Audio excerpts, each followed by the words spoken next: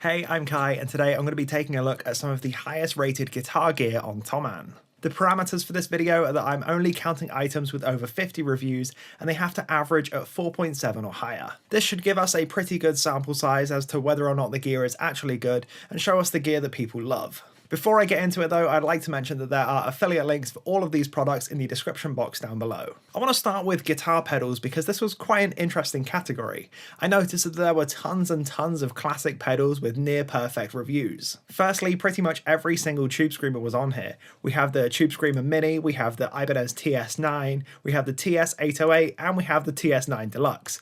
All of these were passing with flying colours. I'm guessing this is because people buy a Tube Screamer full well knowing what they want, and it just delivers every time. Similarly, we have the Thomann by Wampler, and we also have the Thomann Deluxe. Now both of these are sitting at about 4.8 out of 5, which is a fantastic score really. I've never personally tried a Wampler Thomann, though it's on my list to check out, but I've never heard anything other than a glowing review of these pedals. They seem like a fantastic clon style drive. Kind of an unexpected funny one next is the Boss HM2W. This is the Heavy Metal Wazacraft edition. It's probably the most extreme of all of the mainstream distortion pedals out there, so I'm very surprised that it managed to get through without getting a ton of reviews saying that it sounds like a tin of bees through their small practice amps. Not only that, but these reviews are actually phenomenal. These are 4.9 out of 5 stars. We also see the Electro Harmonix Op-Amp Big Muff make it to this list with just under 150 ratings, averaging about 4.9 stars. I'm guessing this is from a lot of very happy Smashing Pumpkins fans. Now, I was shocked to see that the original New York City Big Muff didn't make it to this list. This one falls short by quite some margin. It's 4.5 out of 5. I peeked through the negative reviews of this one, and someone said it sounds good, but it's too big. Also, my beloved Behringer Superfuzz didn't make this list, falling way short at 4.4. I think this is likely due to the price being more geared towards beginners, and it's a very, very extreme sounding fuzz for that. Also, the plastic construction and the fact that the foot switch is a bit squeaky probably led to a lot of people giving it a 4 out of 5 instead of a perfect 5. It's no surprise whatsoever to see the MXR carbon copy delay come up in this list. It's the gold standard for basic analog delay pedals. On the flip side of that, the gold standard for digital delay pedals would be the Boss DD series, and the most recent one is the DD8, which again is making it to this list quite comfortably. I would say that the DD8 or the DD7 or whatever would be a really good first delay for a lot of people. It gives you access to pretty much all of the different delay types you can think of and lets you hone in on which ones you like the best. As for reverbs, it's no surprise that the Strymon Big Sky takes a near perfect 4.9 out of 5 stars here, with the only negative reviews saying that it's too complicated to figure out, which I can kind of understand. It does a ton of different things, but it does take a little bit of a learning curve to get there. Now on from pedals, let's talk about some modelers instead. This is where things start to get a little bit thinner on the ground, where you've got stuff like the Tonex pedal missing the cut, as well as the Nano Cortex, which I expected to see making the cut here. Unlike basic guitar pedals, modelers are much more subject to your own personal experiences with them. Something like a Tube Screamer, for instance, you know exactly what you want from it, and when you get it, it does that thing.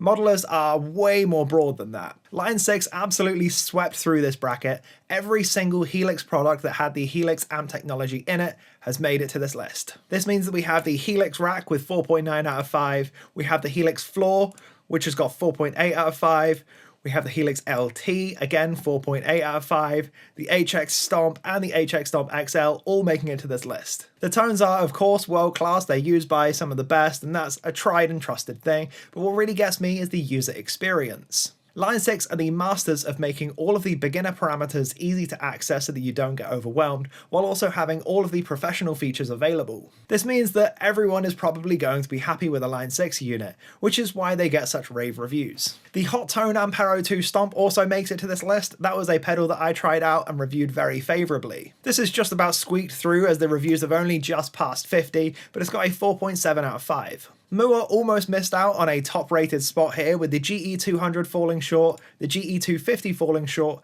and only the GE300 making the cut. Now before I get into the guitar category, I want to say that compared to other categories, this was much harder to find top rated gear in. It was really difficult to find guitars that had over 50 reviews and were hitting a 4.7 or above average. This is kind of to be expected really, and I could see this one coming before I started even researching for this video. The cheaper guitars will fluctuate in quality, leading to some bad reviews, while the more expensive guitars don't sell in enough volume to get a great amount of reviews. There are also a lot more line changes when it comes to guitars, so while something like the Carbon Copy, for instance, has probably had the exact same product page up since 2008, guitars change almost on a year-to-year basis, changing out specs, colours and model names. While drafting up this list, I found an awful lot of Harley Bentons that would have made the cut. They're probably the biggest sellers given that they are, of course, Thomann's house brand, so everyone that wants to buy Harley Bentons has to buy them from here. Harley Bentons are also pretty consistent when it comes to quality control, and I've enjoyed pretty much all of them that I've had. I think I've owned 8 now, and 7 of them would have gotten 5 out of 5 reviews. That said, I didn't want to absolutely populate this list with Harley Bentons, so I'm only going to stick to a couple for this. The first one is the SC552. This is one that gets fantastic reviews regardless of which colour you go for. I'm personally not a huge fan of the sunburst thing or the classic slash style, but I really do like the silverburst. The Gibson Les Paul Custom in black made it to this list, which was quite a big surprise really. It's one of the few outliers where a very expensive guitar has received a lot of reviews. This one's sitting comfortably at 4.8 out of 5 stars. Also from Gibson we have the SG61 Standard. We've got a more metal offering from Harley Benton next with the R446. This is a very Slipknot looking thing that I was pretty curious about myself, so I'm excited to see that this is getting really good reviews. Let me know if you would be interested in seeing me demo this one because I would like to pick it up given the price. Now, given that Fender have so many different product lines and so many different colours for each model, it was quite difficult to find an entry for them that would fit on this list. Kind of random really, but the Fender Player Series Telly in Tidepool has made the cut.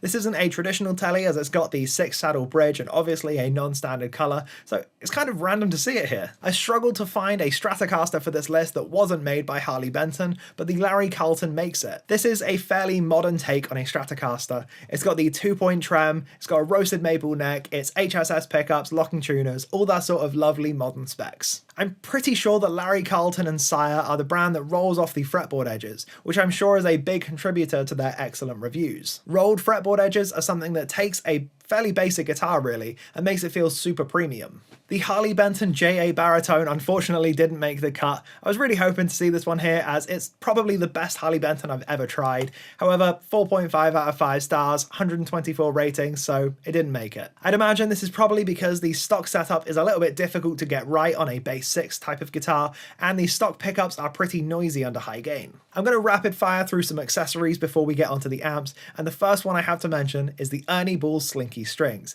Of course, these are the absolute classics, everyone goes for these, so I'm not surprised to see them get such good reviews, but it's still impressive to see nearly 11,500 people giving it a 4.8 out of 5 average. Also, no surprise to see the Shure SM57 show up here. This again has got 5,500 reviews, 4.8 out of 5 stars. It's just the classic. This is a microphone that I use an awful lot, it just sounds so good on guitar cabs. While pretty much every single version of the Dunlop Tortex picks have made the list, I personally really like the 1.14mm ones. As for pickups, we have the Seymour Duncan JB Jazz Set for passive pickups. This has got 668 reviews and is averaging at 4.8. Just an absolute staple set really.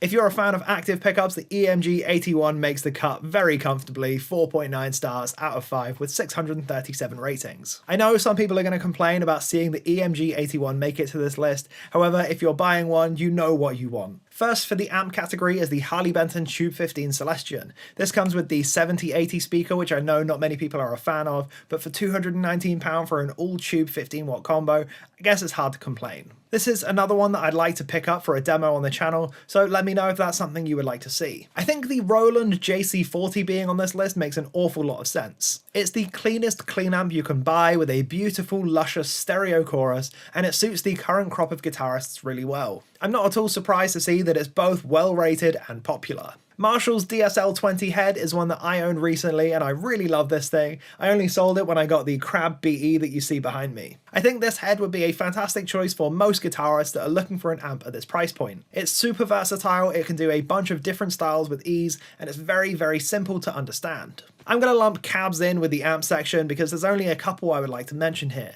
Both of them are from Engel. The Engel E212VH got an almost perfect score of 4.9 out of 5 with 69 ratings. The real star, however, is the vertical one, the E212VB Pro. This is the only product I could find that had over 50 reviews and averaged at 5 out of 5 stars. I actually didn't realise these were going to be so well rated. They don't come up in conversation all that often. That's all for the products in this video, so let me know if you'd like to see another wrap up like this in the future. I think there were some really interesting trends here. Pedals were largely reviewed much more favourably than modelers, which were reviewed more favourably than guitars. Pedals are a pretty cheap investment really compared to a lot of the other gear, and you sort of know how well they're going to fit into your setup before you buy them. Quite a lot of the guitars were falling just short, with a lot of 4-star reviews pulling the average down a bit. Guitars also naturally have quite a lot more QC situations to deal with, leading to probably some more 1 and 2-star reviews, bringing the average down by quite some way. Anyway, I hope you enjoyed this look. All of the products I've mentioned in this video are going to be lumped into a single page on my Thomann affiliate link,